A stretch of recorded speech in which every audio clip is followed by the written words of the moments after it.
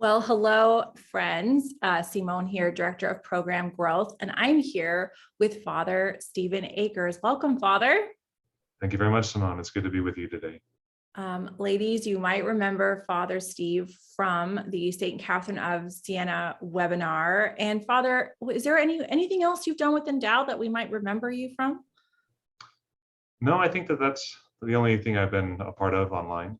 Okay. So. A lot of background work, however, so thanks for that. Well, Father, before we get started on why you should do Endow, why you should bring Endow to your parish, and this podcast is especially directed to pastors and priests of parishes who really want to build community and to form their women in particular. And so I get a lot of women asking me, what can I do to teach my pastor, to tell my pastor about Endow and why we should have it at this parish? So this podcast is a response to all those requests. So thank you, Father, for being our Endow priest of choice today.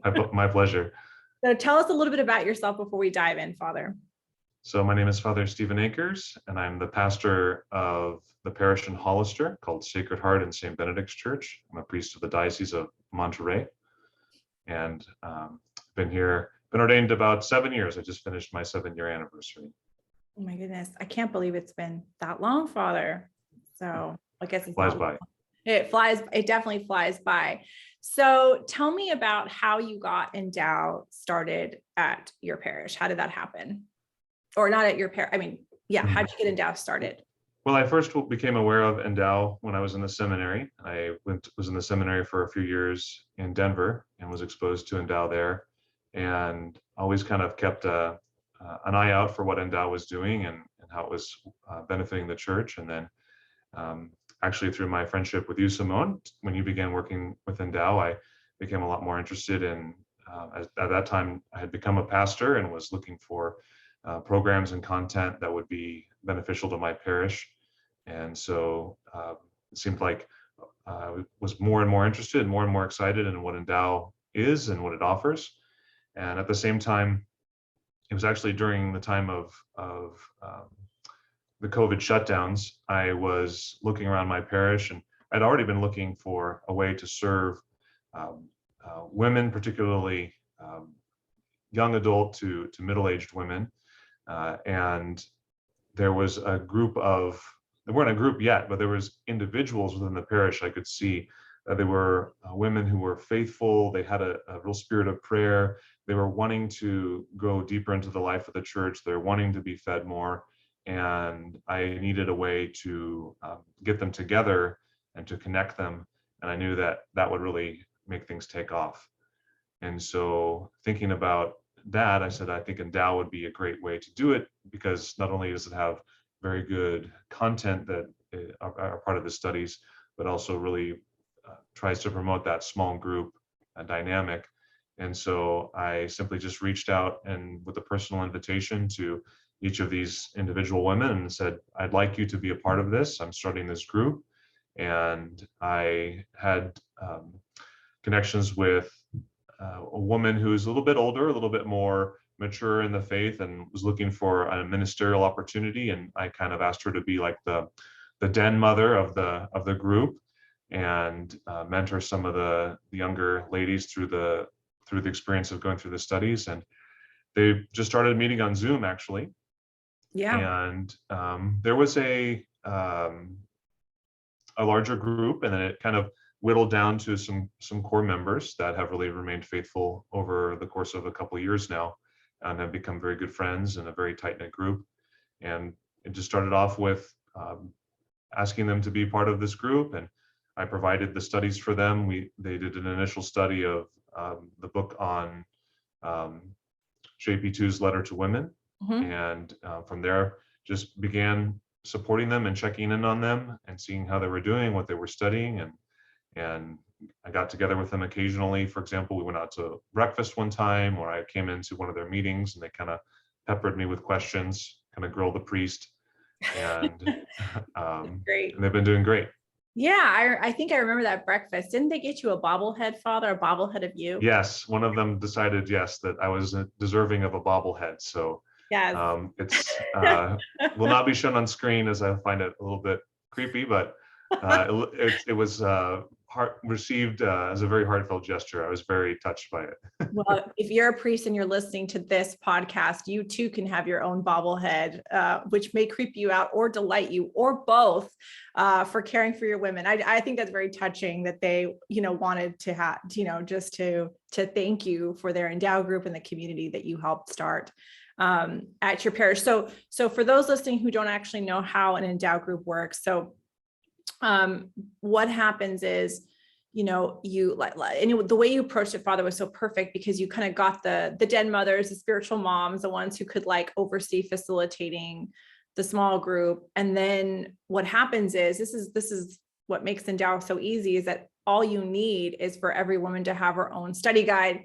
And you mentioned Letter to Women, which is our kind of touchstone text, John Paul II's Letter to Women, a letter that he wrote to all women, not just Catholic women, but to all women of the world, because he really believed in the feminine genius, and that the feminine genius needs to be cultivated. And so we want as many women in the church, not just in the American Catholic Church, but around the world, to read this letter and to be formed by John Paul II's vision for women and vision for women in the church and in the world. But the way that the small groups work is that every woman has her own study guide. There's no homework, and you come to the meeting and you simply open up the chapter and read aloud.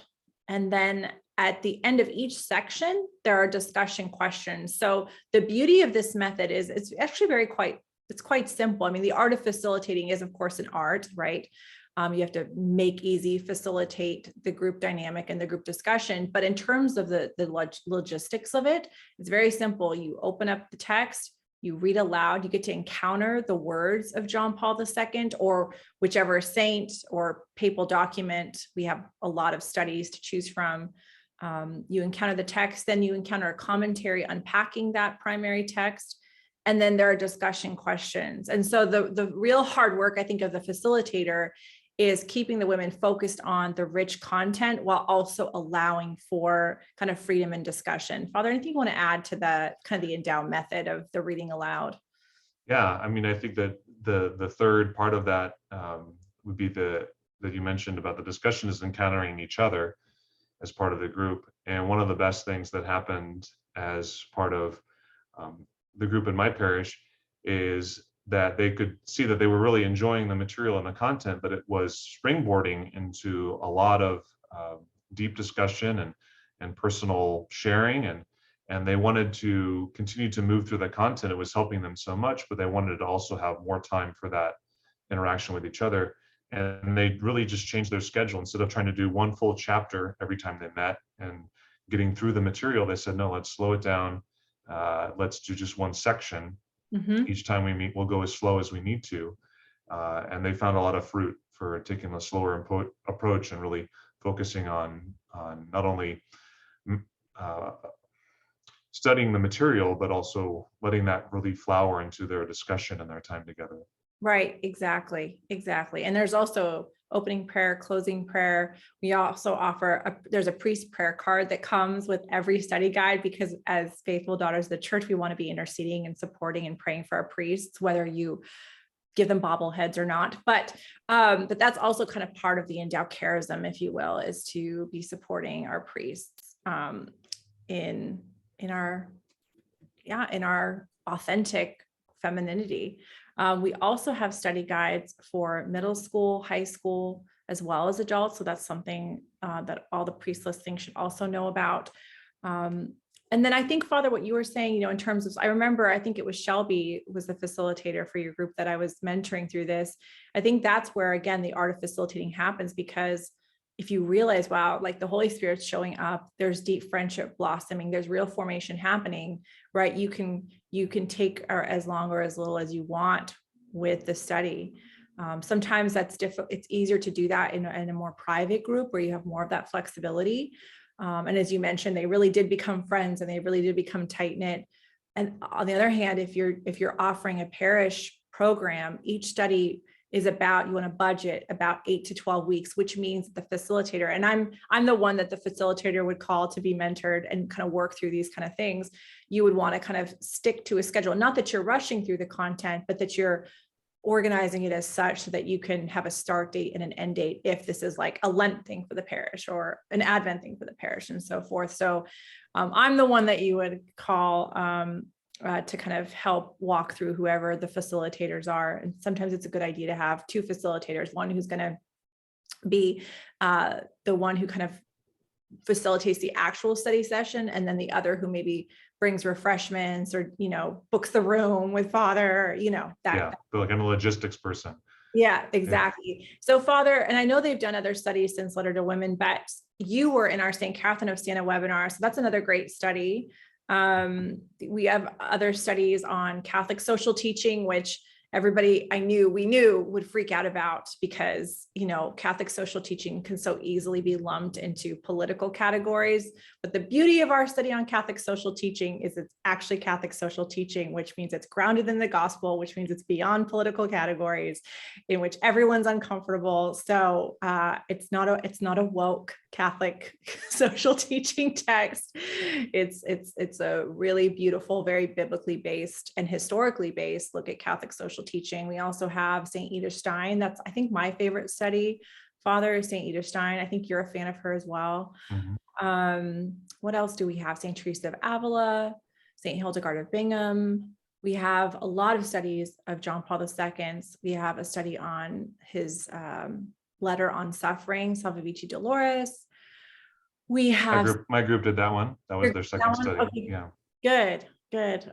We have ones on St. Thomas Aquinas for beginners. So that one is all, great. We have 2 of those for St. Thomas. So there's about 15, 16 studies now. We're in the process, Father. I don't know if I told you this, but we're in the process of working on one on St. Therese, the Little Flower. So I didn't know that. That's wonderful. Yeah, we're going to finally have all 4 female doctors of the church. In terms of like the content, Father, one of the things that comes up a lot is, are these texts trustworthy?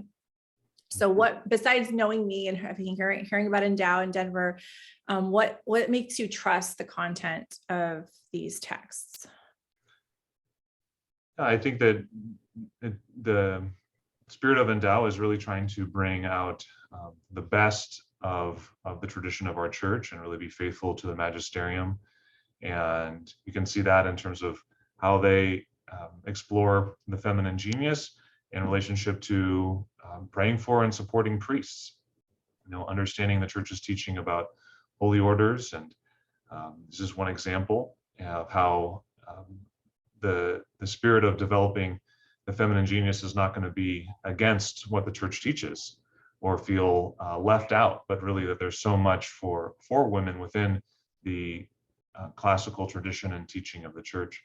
Also doing studies on Humanae Vitae would be another example of how Endow really strives to bring to bear to women today the deep riches of the church's tradition and faithful teaching.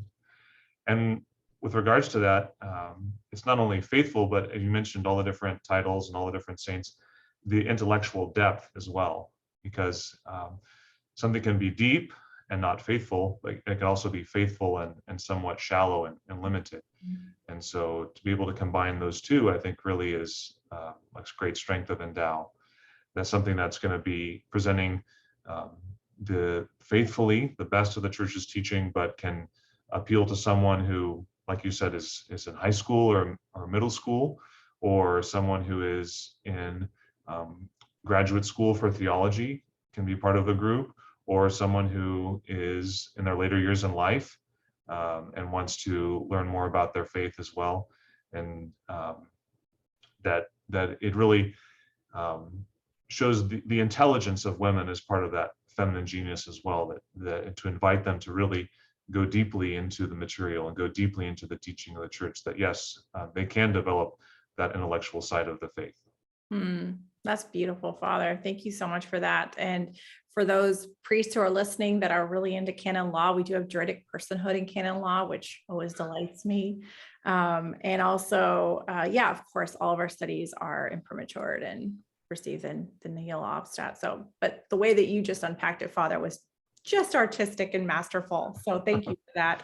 What would you say to a priest who maybe talked to you or who's listening to this podcast and says, yeah, I'd like to get this started. Like, but what do I do? What do I do next to get started? How would you mentor a priest? Yeah. Yeah.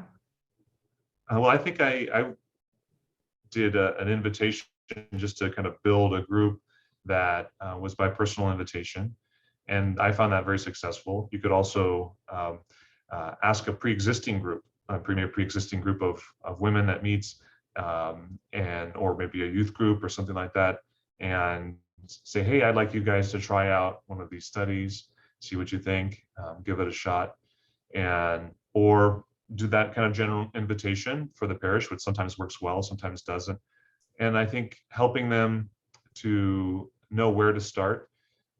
I presented to my group the study on the letter to women, and maybe if there are women who want to take charge of it, they can pick their own, but giving them a starting point here. Here's a great study, a starting point.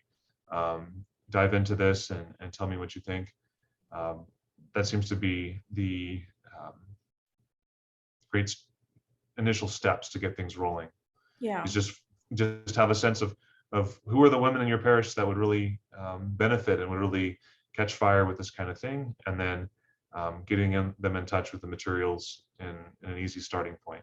Yeah, that's great, Father. And for those listening as well, we have sample chapter 1s available for free download for all of our studies. So you can kind of just like get a sense of the study, especially if you're thinking, yeah, I would really like to bring this, but I kind of want to look at the content first to just see, is it time for letter to women, or are we more St. Hildegard of Bingen people right now?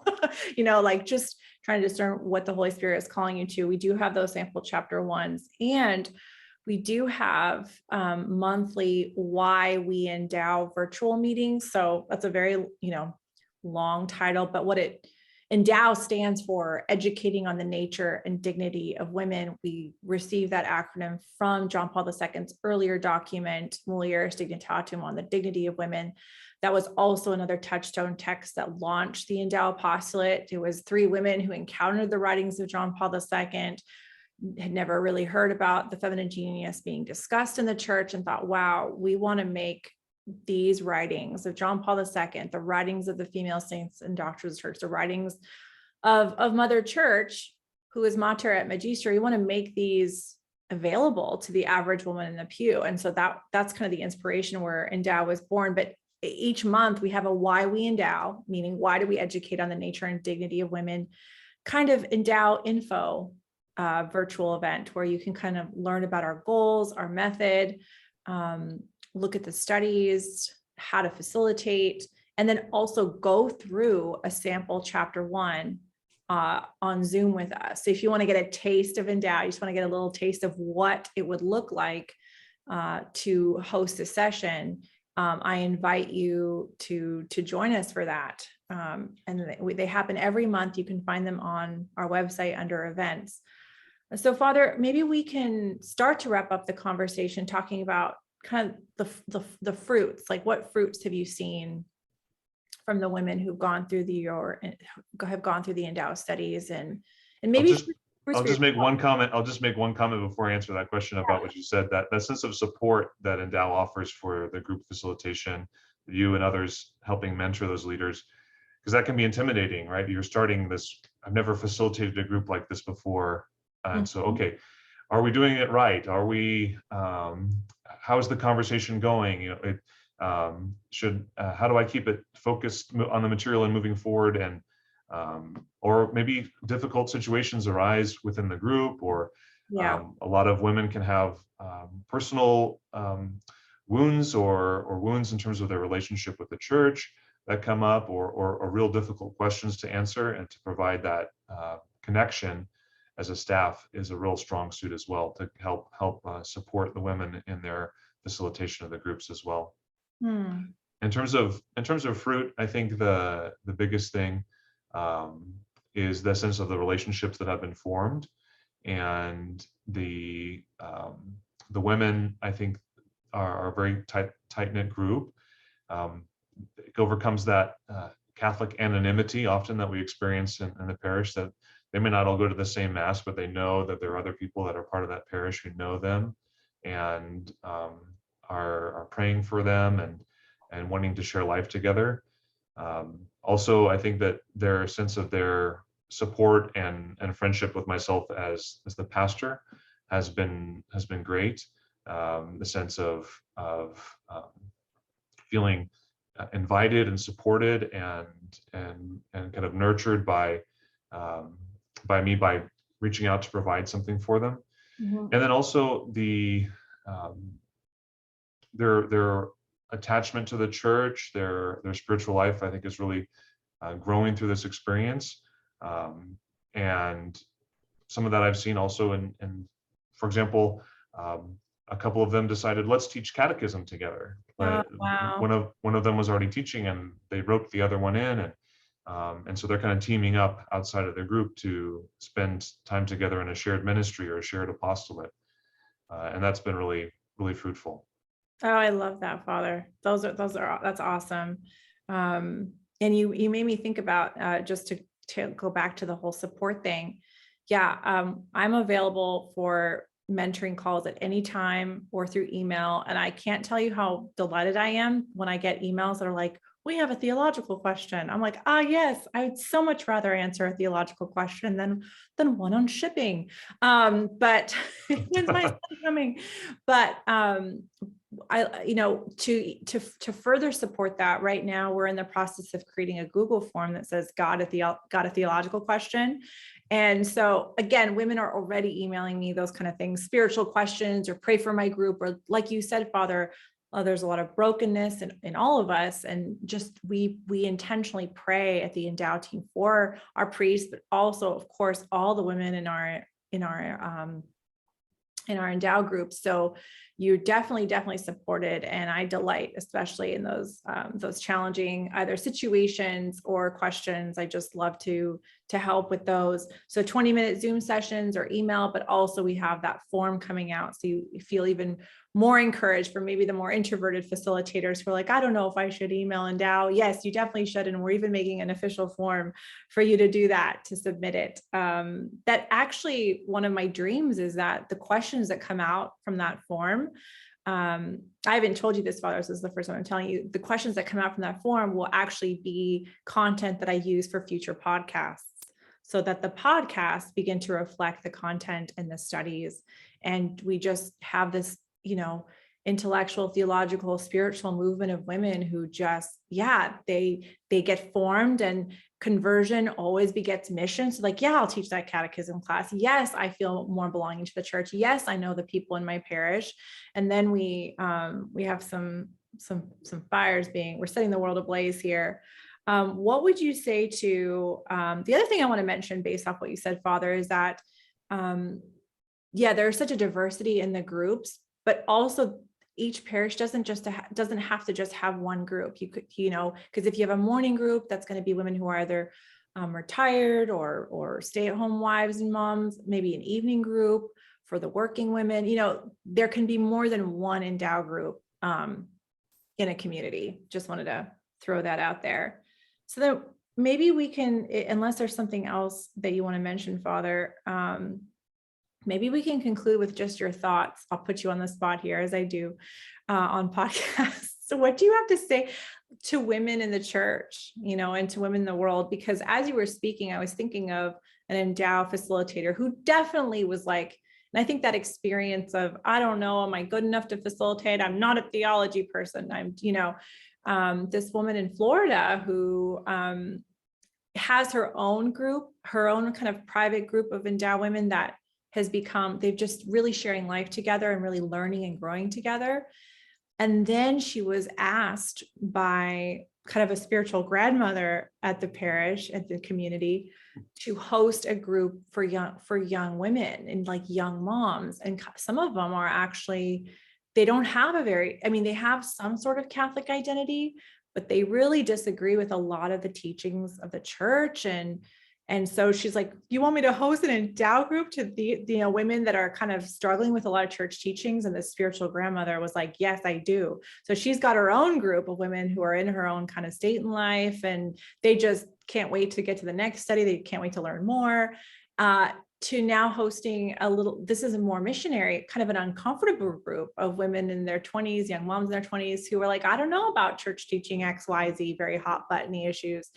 And she's doing that. So I just want to put that out there, because who knows what the Holy Spirit will do according to our different gifts and charisms. And maybe this is just our small way of, the new evangelization, of re-catechizing, re-evangelizing, re-proposing the gospel to women within the church that haven't fully grasped and realized and accepted the fullness of the faith. So based on that story that I just told, Father, like what's your like bird's eye view perspective of like what women need, and maybe how Endow can help with that? Well, I think at the heart of the spirit of Endow, of course, is a study of and a celebration of the feminine genius.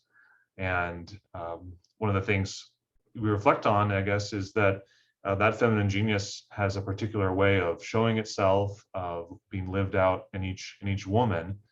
And so to go on a path of not only study, not only growing in relationship with Christ, but self-discovery and personal growth, and understanding, okay, what is it that I have been given as an individual, as a particular person, that I can discover and develop and to put into action in the church. That's a marvelous journey, and that's exciting.